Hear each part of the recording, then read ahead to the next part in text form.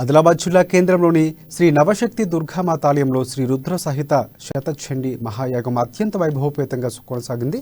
ఇక 3 రోజుల పాటు జరగనున్న యాగ క్రతువులో భక్తులు పెద్ద ఎత్తున పాల్గొని ఆ దుర్గా అమ్మవారిని భక్తి శ్రద్ధలతో ఆరాధిస్తున్నారు. వివిధ ప్రాంతాల నుంచి వచ్చిన వేద పండితుల సూచనల ప్రకారం ఈ యాగాన్ని పూర్తి చేసి వారి ఆశీర్వచనాలు స్వీకరించారు. చైత్ర నవరాత్రులు పురస్కరించుకుని మహాయాగాన్ని చేపడుతూ ఉండగా సాయంత్రం వేళలో లక్ష పుష్పార్చన, దీపార్చన కార్యక్రమాలు ఘనంగా నిర్వహించేందుకు ఏర్పాట్లు పూర్తి చేశారు. ఆలయ పూజారి కిషన్ మహారాజు నేతృత్వంలో మహాయాగ క్రతువు దిగ్విజయంగా కొనసాగుతుంది. అమ్మవారికి ప్రత్యేక హారతులు అందించి భక్తి ప్రపత్తులతో కొలిచారు. యాగం పూర్తయిన అనంతరం భక్తులకు అన్నదానం ఏర్పాటు చేశారు. మాతా హై బహుత్ పవర్ఫుల్ హై అంటారు వాళ్ళు అన్నమాట.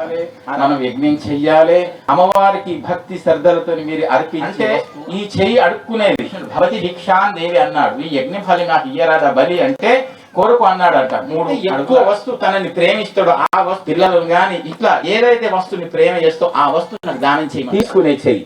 కాబట్టి భగవంతుని దగ్గర మీ భగవంతుడు అక్కడ అందిస్తారు. కాబట్టి ఈ చెయ్యి ఇట్లా వేయాలి. ఈ మరి ప్రాతకాలం కార్యక్రమం కాబట్టి సార్ కూడా యజ్ఞం గురించి 2 వాక్యాలు చెప్పమని.